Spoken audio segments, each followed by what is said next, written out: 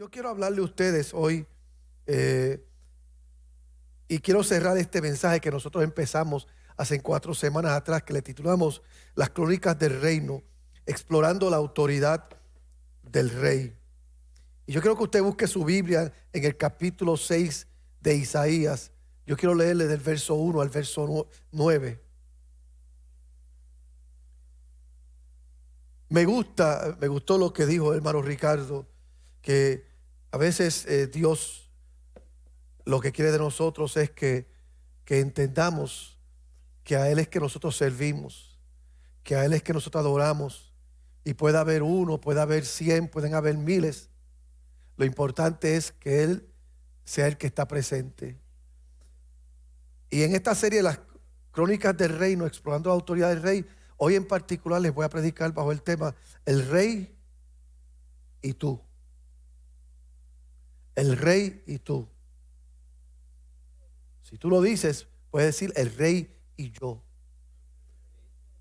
Leo la gloria del Padre, del Hijo y del Espíritu Santo, y la iglesia dice: en el año en que murió el rey Uzías, vi yo al Señor sentado sobre un trono alto y sublime, y sus faldas llenaban el templo. Por encima de él habían serafines, cada uno tenía 6 alas, con 2 cubrían su rostro, con 2 cubrían sus pies, y con 2 volaban. Y el uno al otro daba voces diciendo: Santo, Santo, Santo, Jehová de los ejércitos, toda la tierra está llena de su gloria. Y los quiciales de las puertas se estremecieron con la voz del que clamaba, y la casa se llenó de humo. Entonces dije: ay de mí, que soy muerto, porque siendo hombre inmundo de labios y habitando en medio de pueblos que tienen labios inmundos, han visto mis ojos al Rey Jehová de los ejércitos. Y voló hacia mí uno de los serafines, teniendo en su mano un carbón encendido, tomado del altar con unas tenazas, y tocando con él sobre mi boca, dijo: he aquí que esto tocó tus labios, y es quitada tu culpa y limpio tu pecado. Después oí la voz del Señor que decía: ¿a quién enviaré? ¿Y quién irá por nosotros? Entonces respondí yo: heme aquí, envíame a mí. Y dijo: anda y di a este pueblo: oíd bien y no entendáis, ved por cierto, mas no comprendáis. ¿Cuántos quieren que Dios les hable? Así será, pueden sentarse. Leí sobre un hombre que participó en un concurso de televisión llamado La Pregunta del $1.000.000. El presentador le dijo al hombre: tú has competido y has ganado y llevas una semana siendo el mejor. Incluso le dijo: eres el mejor que ha participado en este concurso. Y llegó hasta lo último y le dijo: si responde a esta pregunta, te ganas el $1.000.000. Y escogiste historia de Estados Unidos. ¿Estás listo? Y el hombre dijo: sí, estoy listo. Y él, con mucha confianza, mucha indiferencia, dijo: sí, hazme la pregunta. Y le dijo: como escogiste historia de Estados Unidos, te voy a hacer una pregunta, pero esta pregunta tiene 2 partes. Tú decides cuál parte tú quieres contestar, si la primera parte o la segunda parte de la pregunta. Ahora, la parte que escojas, tienes que contestar la pregunta, y si fallas, pierdes al $1.000.000. Y el hombre, con mucha confianza, él dijo: dame la segunda parte de la pregunta. Y la pregunta fue: ¿en qué año ocurrió? Esa era la segunda parte de la pregunta. La primera parte fue la historia y la segunda parte era: ¿en qué año ocurrió? ¿En qué año ocurrió qué? ¿En qué año asesinaron por primera vez un presidente en esta nación? ¿En qué año fue el ataque en Hawái, en Pearl Harbor? ¿En qué año fue lo de las Torres Gemelas? La verdad es que no había respuesta, porque el hombre decidió que él quería esa parte de la pregunta. Isaías también fechó un gran evento de su vida, dando el año. Recuerda el año específico, porque él comienza diciendo: en el año en que murió el rey Uzías. Algo sucedió ese año que permitió que Isaías lo recordara para el resto de su vida. Algo pasó en ese año que llevó a Isaías a marcarlo a él de una manera que Él sabe la hora, el tiempo específico. ¿Qué sucedió ese año que fue tan increíble para Isaías? Aquí se ha predicado muchas veces y en muchos altares hemos oído escuchar que Isaías recuerda el año en que murió el rey Usías, porque el rey Usías era su amigo, porque el rey Usías era un hombre bueno, porque el rey Usías fue un rey que ganó muchas batallas, porque el rey Usías fue una gran estrategia militar y que él por eso llevó al pueblo a la prosperidad que llevó. Y muchos predicadores, y yo soy culpable de eso también, hemos hecho el énfasis en que cuando Isaías dice el año en que murió el rey Usías es por la relación que él tenía con Usías. Pero la verdad bíblica es esta. En el versículo 1 y el versículo 5 Isaías lo dice: en el año que murió el rey Usías, vi yo al Señor sentado sobre un trono. En el verso 5 él dice: han visto mis ojos al rey Jehová de los ejércitos. Isaías recuerda el año porque fue el año en que él tuvo un encuentro con Dios. Y yo vengo a decirte que cuando tú tienes un encuentro con Dios, eso marca tu vida. Por eso es que la palabra dice: de modo que si alguno está en Cristo, nueva criatura es. Las cosas viejas pasaron, todas son hechas nuevas. Eso solamente pasa cuando tú conoces al Rey de Reyes y Señor de Señores. Yo quiero decirle a usted, y permítame decirle esto, que más que cualquier otra cosa en este mundo, Estados Unidos necesita ver a Cristo Jesús. La iglesia necesita ver a Cristo Jesús. Nosotros como individuos necesitamos ver a Cristo Jesús, para que entonces eso pueda ser lo que le dé un antes y un después a nuestras vidas. Cuando tú vives momentos como el que vivió Isaías, que se encuentra con Dios, eso cambia tu historia. Mi pastor decía siempre que vivir una vida cristiana santa era producto de alguien que está manejando en una motora o en un carro pequeño y choca con un camión de 16 ruedas. Él dice: no te puedes quedar igual. Cuando tú topas con Dios, cuando tú ves a Dios, cuando tú conoces a Dios, tu mundo cambia. Yo me acuerdo, mire, muchos años atrás, esto fue para los 80.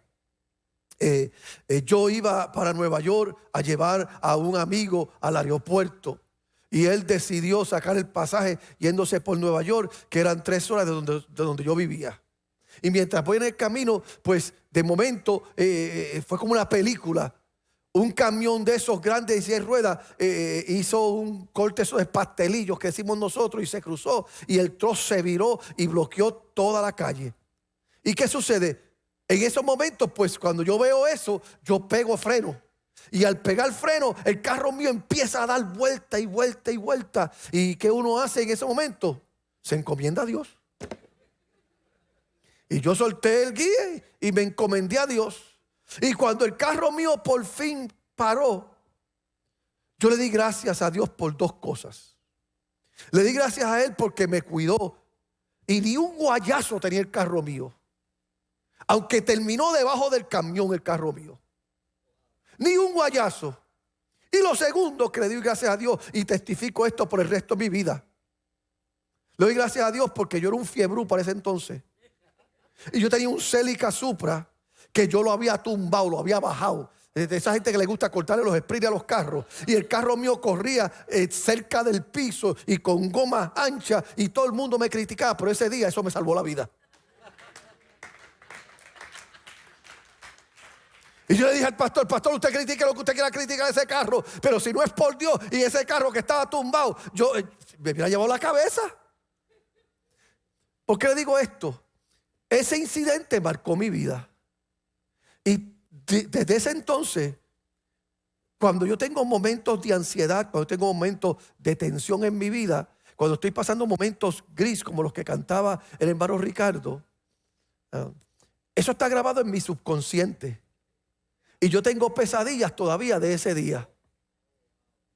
Todavía mi mente va a ese momento en que Mire, hermano, yo me asusté, pero bien asustado. En el carro iba conmigo un hermano mío que desde que es niño siempre anda con un pañuelo, un turra, que usted lo conoce, él viene aquí cada rato, está aquí siempre. Y ese hermano mío, pues hasta ese momento yo nunca lo había visto calvo. Y cuando abrimos los ojos y estábamos debajo del tráiler, yo miro a mi hermano y él se había quitado el pañuelo.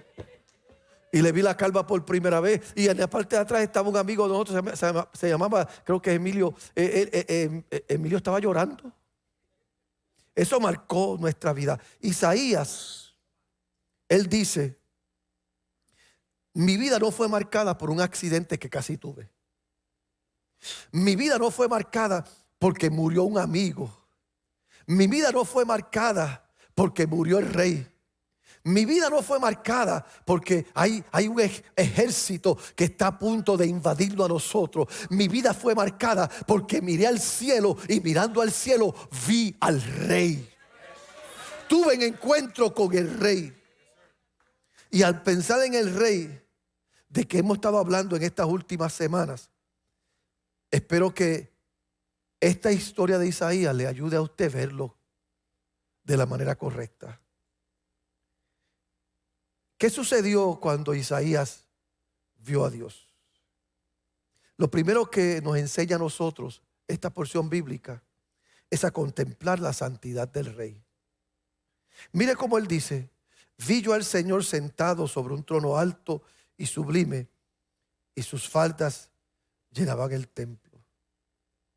El título dado a Dios en el Antiguo Testamento era Señor, era el soberano. Este era un nombre reservado solamente para Dios. Pero ¿quién es este Señor que estaba en su trono? Bueno, el apóstol Juan, en el versículo 9 y 10 de Isaías, en Juan 12:40 dice: Isaías esto dijo cuando vio su gloria y habló acerca de él, hablando de Jesucristo. Isaías tuvo un encuentro con el Señor. Isaías reconoce algo: que el trono terrenal al cual él servía estaba vacío, pero el trono celestial estaba lleno. Isaías entendió algo: que el trono de Dios nunca va a estar desocupado. Que tú puedes estar viviendo lo que tú estás viviendo, puedes estar atravesando la crisis que está atravesando, la tormenta más difícil puede estar azotando, el terremoto más difícil puede estar sucediendo, pero Dios está sentado en su trono. Es interesante porque Isaías identifica esto. Él está consciente de dos reyes. Él sabe que uno está muerto, pero que el otro está vivo. Él sabe que uno es humano, pero que el otro es divino. Él sabe que uno es mortal, pero que el otro es inmortal. Él sabe que un rey, amén, era de esta tierra, pero el otro rey era del cielo. Él sabía que no había otro como el Rey de Reyes y Señor de Señores. Oh, esto no negaba la realidad. Esto no negaba que eran días difíciles para Isaías, la nación de Judá. Usías, un buen rey, un rey que otros le temían, había muerto, y ahora el ejército de Asiria del norte se estaba preparando para atacar a Judá. Tenían miedo ellos, porque la verdad es esta: Dios no te llama a tapar el cielo con la mano y disimular que nada está pasando. Eso es imposible. Por eso es que a mí me revienta el hígado esos aleluya que se creen que son otra cosa. Y a veces uno como pastor va donde un hermanito a decirle: ¿cómo estás? Porque tengo intereses genuinos de saber cómo está. Porque sé que lo despidieron del trabajo, sé que tienen problemas de migración, sé que tienen problemas de salud, sé que el esposo y la esposa lo dejó. Y tú como pastor que sabes la realidad, va y le pregunta: ¿cómo está? Y vienen ellos en fe y te dicen: en victoria con el Cristo de la vida. Yo no te estoy preguntando que declares la fe tuya. Yo te estoy preguntando cómo está. Isaías dice: Usías murió, se están preparando para atacarnos. Tengo miedo. Estoy deprimido. Pero miré al cielo. Y aquel que no se deprime, aquel que no tiene miedo, aquel que es todopoderoso, lo vi sentado en su trono. Oh, dale un aplauso a Dios. Él dijo, Dios está en el trono, su mano está en el acelerador y Él tiene el control total. No es que tú te escondas de lo que estás viviendo.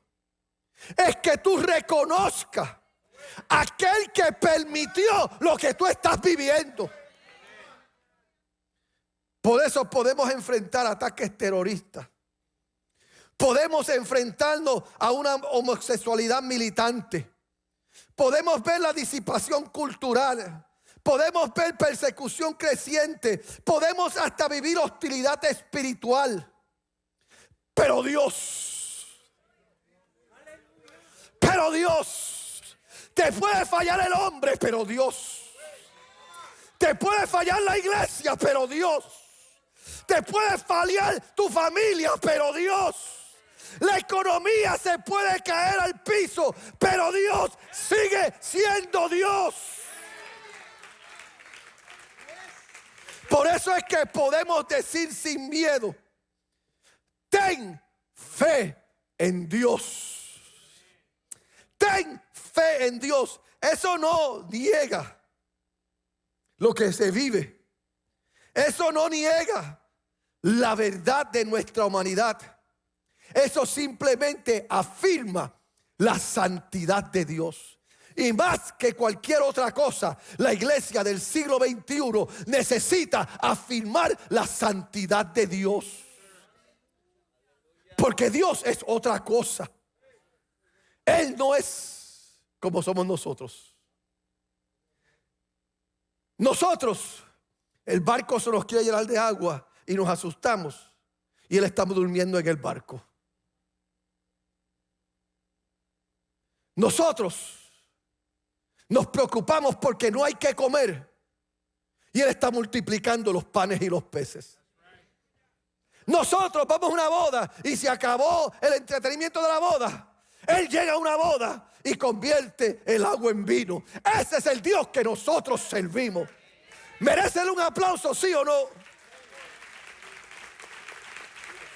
Pero algo más dice Isaías acerca de este rey. Dice, por encima de él habían serafines, cada uno tenía 6 alas, con 2 cubrían sus rostros, con 2 cubrían sus pies y con 2 volaban, y el uno al otro daba voces diciendo, santo, santo, santo, Jehová de los ejércitos, toda la tierra está llena de su gloria. Ahora aprenderás en una sola frase lo más importante que puedes aprender de Dios. Su atributo principal. ¿Qué es lo que realmente define a Dios? Estos serafines decían, santo, santo, santo, el Señor de los ejércitos es Él. Porque esto es importante. Mire, 7 de cada 12 referencias al nombre de Dios en el Antiguo Testamento lo describen como santo. El nombre de Dios se califica con el adjetivo santo en el Antiguo Testamento con más frecuencia que todos los demás adjetivos del Antiguo Testamento juntos. Piensa en eso. De 12 veces que se menciona el nombre de Dios en el Antiguo Testamento, 7 veces lo describen como santo. De todos los adjetivos dados a Dios en el Antiguo Testamento, en cuanto a quién es Él, usted toma a Dios es amor, Él es omnipotente, Él es omnipresente, Él es omnisciente. Y el adjetivo de santo se le atribuye a Él más que todos esos otros adjetivos puestos juntos. Entonces, ¿qué es lo que nos dice a nosotros?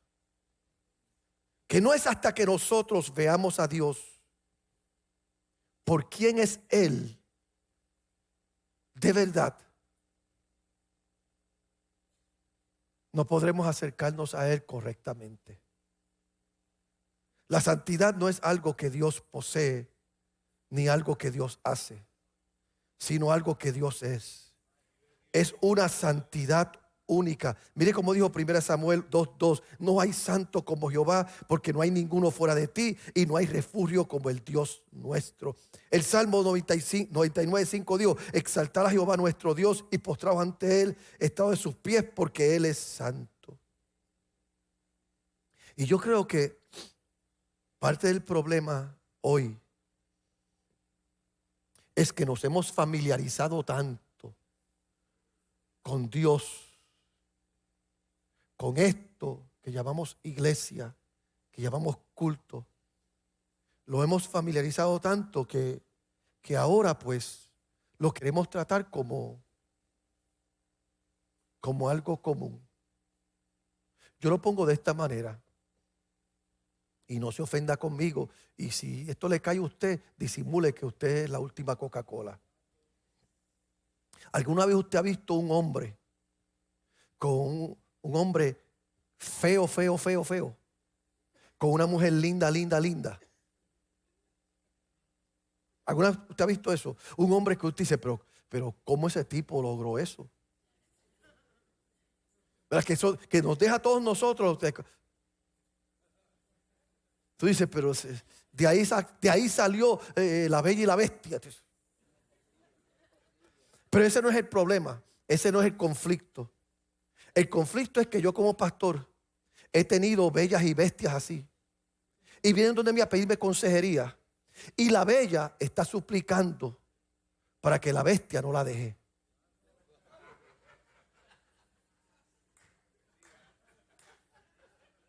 La bella, pastor, hablé con él para que no me deje, pastor, porque él me quiere dejar y yo lo amo, pastor. Y yo estoy escuchando y dice, pero ¿qué está mal aquí en esta ecuación? Y yo pues he metido las patas porque mire, en eso, ¿verdad que usted dice, hay cosas que de sus padres usted no va a hacer y usted las termina haciendo? Mami tiene un refrán hasta el día de hoy que dice, yo soy tan fea como tan franca. Y yo me he dado cuenta que yo soy igual de franco y feo. Y este hombre viene donde mí, viene con su arrogancia y no estoy hablando de ti, por si acaso tú sabes que eres tú. Sí, yo quiero aclarar, tú eres uno de muchos que yo he trabajado. Así que si eres tú, disimula que no eres tú. Y cuando vienen a hablar conmigo y yo me toca hablar con el individuo para ayudarle a que él reconozca que no debe dejar a su esposa, que debe amarla. Y yo más que yo tengo en mi escritorio un espejo. Y yo saco el espejo y le digo a él, mírate. ¿Para qué? Mírate. Y yo le dije, tu esposa fue divinamente, perfectamente creada. Tú fuiste un accidente del infierno. Tú eres un accidente del mismo infierno.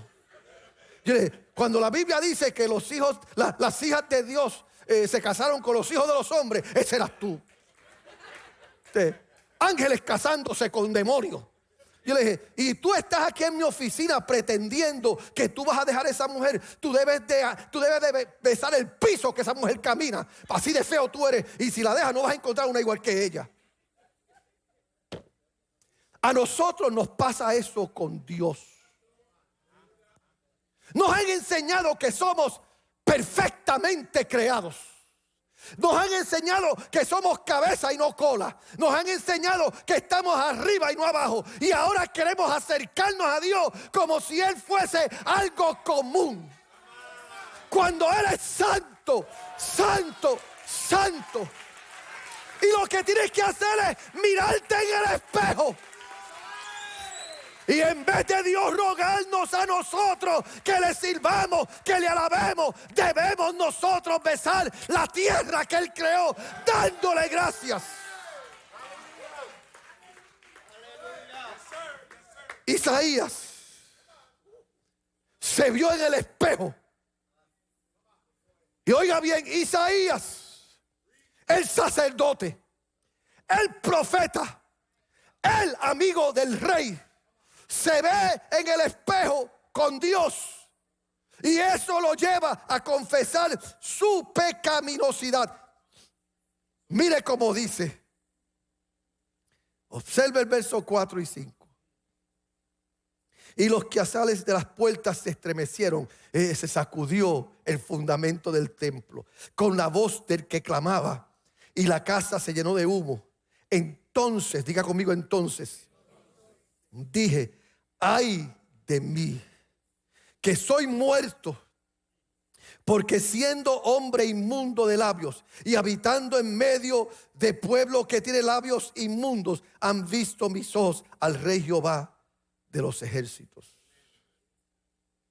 Isaías vio la santidad de Dios. Y esto es importante, porque nunca te verás como realmente eres hasta que veas a Dios como realmente es Él. El sacerdote, el que tenía la túnica sacerdotal, el que podía pararse en el altar y tocar el piano, el que podía tener el micrófono y cantar, el que era admirado por todo el mundo, el influencer que tenía millones de seguidores, el influencer que tenía un montón de gente en Facebook, en Instagram y Twitter y todas esas cosas. Cuando ve a Dios, él dijo: pero qué porquería. ¡Qué porquería soy yo! ¡Qué flojo estoy yo! No es hasta que veamos a Dios tal y como es Él que vamos a hacer lo que hizo Isaías. ¿Sabe lo que dijo Isaías? Ay de mí, que soy muerto. ¿Sabe lo que estaba diciendo Isaías? Esa palabra, que soy muerto, en inglés me gusta como la describe. Del hebreo original te dice: I've become undone. He sido deshecho. Isaías vio a Dios, y cuando ve a Dios dice: este gabán no sirve. Isaías dice, él vio a Dios y dice: este gabán no sirve. Esta corbata tampoco sirve. Oh, gloria al nombre de Jesús. Y no sigo porque no llegué para aquí para eso. Ustedes se me estaban mirando. Cójalo suave. No es para tanto. Isaías básicamente dijo: me tengo que desvestir porque todo lo que tengo no sirve. Yo creía que tenía el mejor traje. Yo creía que tenía el mejor diploma. Yo creí, estaba aquí bando a la basura y rababa aquí tu vendo. Yo creía que era el mejor músico. Yo creía que era el mejor predicador. Pero han visto mis ojos. Será por eso que Pablo dijo: yo soy el más pequeño de los apóstoles. Será por eso que él dijo: a mí que soy el más pequeño de todos. Será por eso que él dijo: Cristo Jesús vino al mundo para salvar a los pecadores, y dijo: de los cuales yo soy el primero. Ay de mí, que soy muerto. Hasta que tú no veas a Dios y tengas un encuentro con Él, es posible que tú sigas pretendiendo que estás bien y que tienes todo en control, cuando la verdad es que yo sé, mire, que hemos crecido mucho y hemos aprendido mucho y hemos madurado mucho. Y yo me acuerdo, en la iglesia nosotros se cantaba mucho un corito: tú tienes la culpa, yo tengo la culpa de que no baje la bendición. ¿Se acuerda? Vamos a pedirle, vamos a rogarle para que no vaya para que venga la bendición. Y llegó un momento en la iglesia en que empezamos a aprender y a crecer y a madurar y a entender que no bebimos de culpabilidad. Y entonces empezamos a rechazar esos coritos que hasta cierto punto alimentaban la vena de culpa en nosotros. Pero será posible que nos hemos ido al otro extremo, que ahora llegamos y entramos por las puertas. Ahora subimos a los altares y servimos como que nosotros ya no tenemos que rendir pleitesía. O critiquen nuestros viejos, pero ellos llegaban al altar siempre. critican a nuestros viejos, pero ellos sabían que a no haber sido Jehová por nosotros, cuando se levantó contra nosotros el maligno, vivos nos hubieran comido. Esto que nosotros tenemos, estas libertades que poseemos nosotros, es porque nos hemos afirmado en los hombros de hombres gigantes, que a lo mejor no tenían la preparación que tenemos nosotros, pero tenían la convicción de que Dios era Dios y ellos no. Hace muchos años atrás, el Times de Londres, el periódico elista Grand Tradition, publicó una serie de cartas al editor sobre el tema ¿qué le pasa al mundo? Y la gente empezaron a contestar: el problema del mundo es el gobierno, el problema del mundo es la familia, el problema del mundo es los desempleos. Y un gran filósofo cristiano llamado G.K. Chesterton, él escribió esto al editor de Times de Londres. Pregunta: ¿qué le pasa al mundo? Yo soy. Atentamente, G.K. Chesterton. Y eso dejó a todo el mundo con la boca abierta. Un filósofo cristiano de renombre, cuando le preguntan cuál es el problema del mundo, él dijo: yo soy el problema. Porque como enseñaron nuestros viejos, y mi pastor lo decía mucho, el enemigo más grande que tú tienes eres tú. Tú eres tu peor enemigo. Tú eres tu peor enemigo cuando permites que el orgullo te gobierne. Eres tu peor enemigo cuando permites que la religión se convierta en el norte tuyo. Eres tu peor enemigo cuando te crees que ya lo lograste todo. Eres tu peor enemigo cuando vives una tragedia y Dios marcó tu vida con un tinte de gris y te deprimes y te aplatanas y te paralizas ante lo que estás viviendo. Como quien dice: te sirvo si haces lo que yo quiero. Te sirvo si me das lo que yo quiero. Te sirvo si tengo lo que yo quiero. Cuando la verdad es: qué privilegio tenemos nosotros de poder mirar al cielo y aunque esté lloviendo y el cielo esté gris, ver que Jehová está sentado en su trono y Él quiere tener relación contigo. Mírate en el espejo para que veas que es un privilegio servirle a Dios. Y dice la Biblia que Isaías confiesa su pecado. Y algo curioso sucede. Dice que vino estos ángeles, amén, tomando del altar unas tenazas, tocaron la boca de Isaías y le dicen: tu pecado es quitado y limpio. Y yo hago esta pregunta: ¿por qué tocó el labio de Isaías y no el corazón?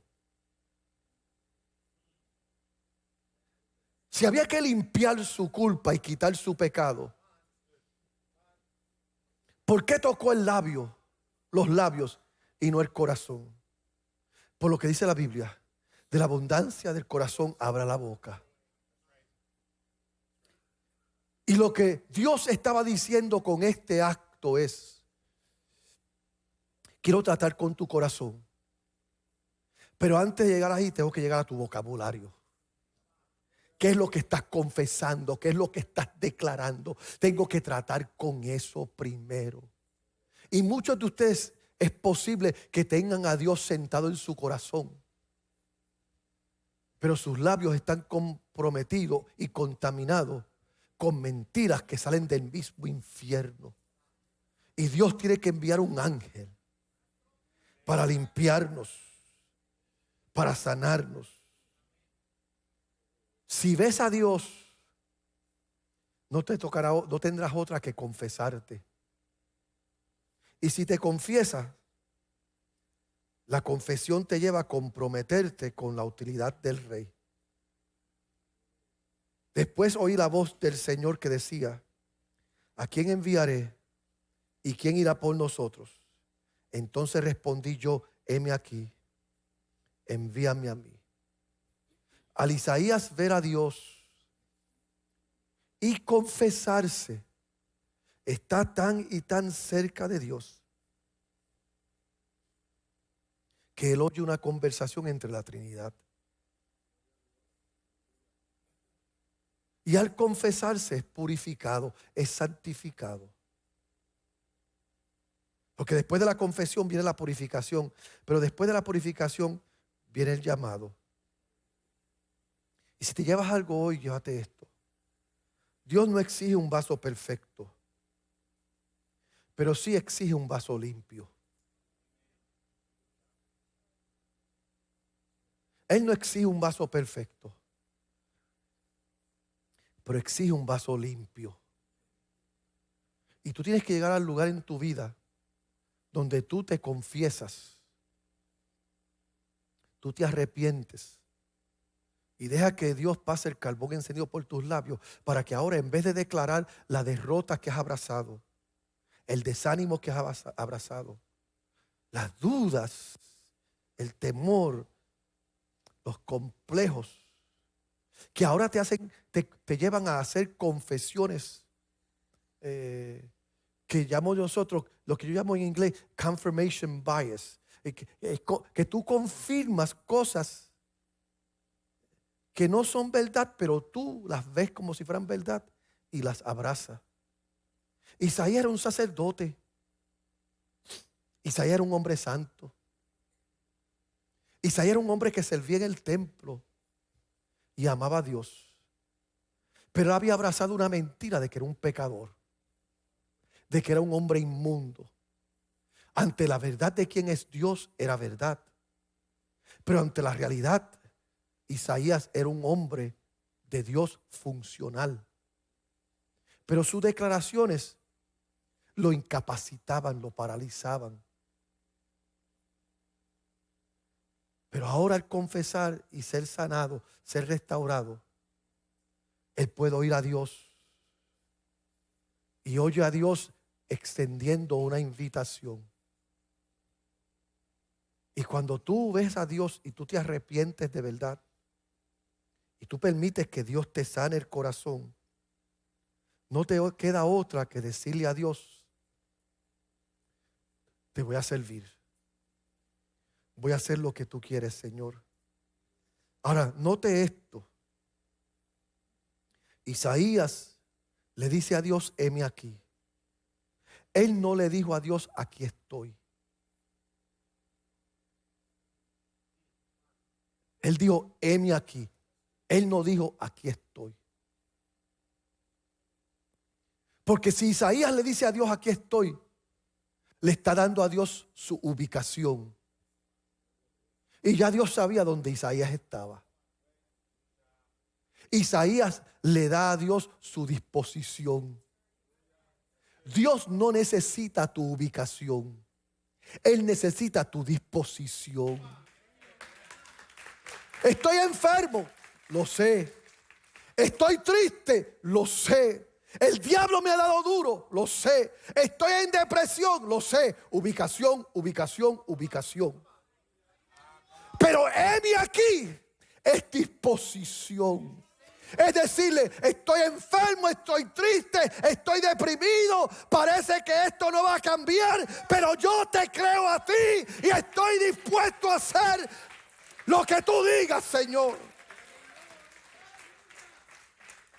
Cuando contemplas la santidad de Dios, confiesas tu pecado y eres purificado, el testimonio de eso es que tú le das a Dios tu disposición.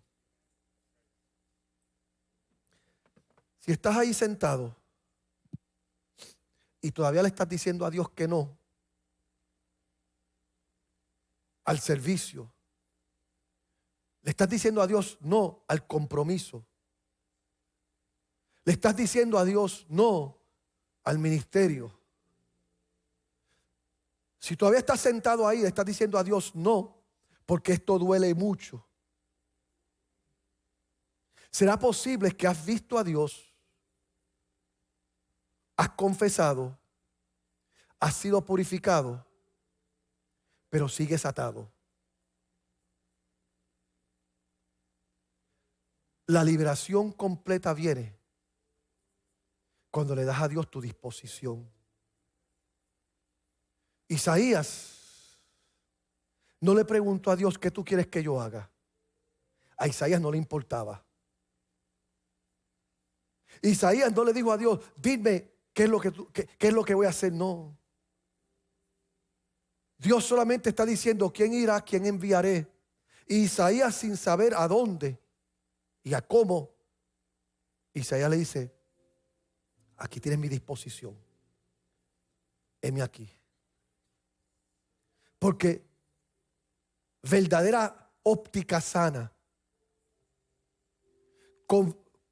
confesión genuina, purificación celestial, promueve servicio, compromiso, entrega.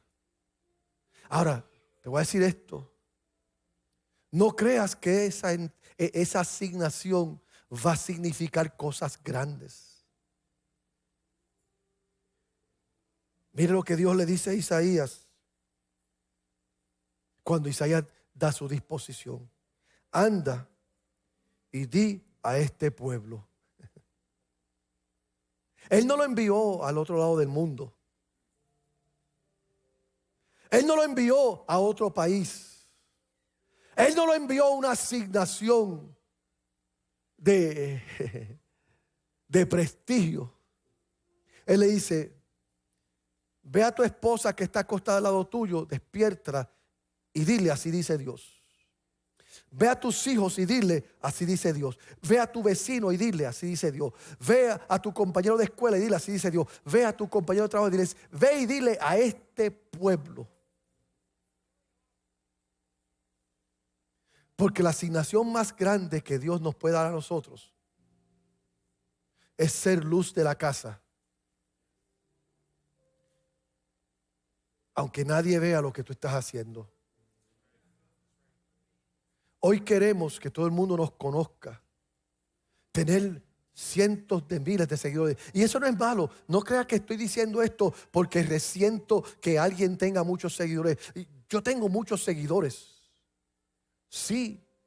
Y donde quiera que yo voy, siempre me encuentro a alguien: usted es Agustín López. Y yo: ¿de verdad? Sí, lo soy.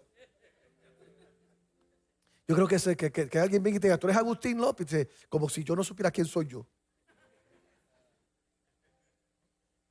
No es que la gente no sepa quién tú eres, es que tú sepas quién tú eres. Y tú entiendas que tienes un llamado de parte de Dios. Y ese llamado de parte de Dios empieza aquí. Aquí en tu iglesia local. En tu casa con la familia que te conoce. En tu trabajo con los compañeros que te conocen. En la escuela con tus amigos, estudiantes que te conocen. Dios le dijo a Isaías: Isaías, ve, anda, háblale a este pueblo. ¿Qué asignación te está dando Dios? ¿Te ofende la asignación de Dios?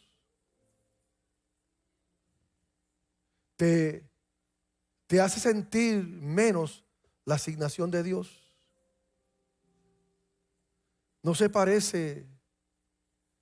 Yo me acuerdo, yo dejé de pastorear en Washington, D.C. y no pastoreé por un par de años. Y yo fui pastor de todas las iglesias de mayor crecimiento del movimiento al que yo pertenecía. Iglesias lindas, iglesias grandes que Dios me bendijo y las iglesias crecieron. Y cuando dejé de pastorear, porque estaba viviendo una tormenta y determiné que era más importante atender esto que los aplausos de todo el mundo. Y yo solté el pastorado por un par de años. Y vine aquí a la Florida pensando que no iba a volver a pastorear. Y cuando llego aquí, pues llego a una iglesia chiquitita de una amiga pastora mía. Mi esposa se acuerda de esto. yo llegué. Y cuando llego,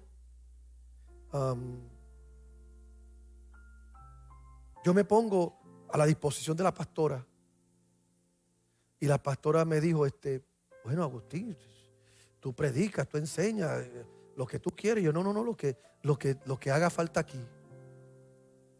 Ella me dijo, pero Agustín, tú eres pastor, Agustín. Sí, yo sé, pero lo que haga falta aquí. Y de momento yo estoy en el culto y yo veo que la pastora, el grupo de adoración está cantando. Y se acuerdan esas micas de antes de transparencia que uno ponía para reflejar las canciones y uno las cambiaba. ¿Cómo se acuerdan de esos tiempos, verdad? Y yo vi que el que estaba dirigiendo a la misma vez estaba cambiando las micas y a mí se me prendió el bolbillo. Fui donde la pastora después del culto y le dije a la pastora, déjame cambiar las micas para que los que dirijan pues puedan dirigir prestando atención sin tener que estar cambiando las micas. Y yo, pero ¿de verdad, Agustín? Sí, yo hago eso. Y yo vengo y me posiciono, arreglo el proyector y yo me ubico, como soy yo, para mí todo tiene que estar bien organizado. Y empecé a cambiar mis mic y yo con mucho estilo. Y de momento vino un hermano de la iglesia que me conoce por años. Se me para al lado y me dice, diablo, Agustín. No que me llamó diablo. Digo, diablo, Agustín, de pastor de la iglesia de Washington, D.C. a Cambiamica aquí en Kissimmee. Qué bajón tú has dado. Imagínese si Isaías hubiese pensado de esa manera. Cuando Dios le dice, ve a este pueblo y dile. ¿Sabe cuál es el problema? Que queremos medir el llamado de Dios y la asignación de Dios en base al tamaño y la dimensión de lo que estamos haciendo. Y esto no se trata de miles. Esto se trata de la audiencia de uno.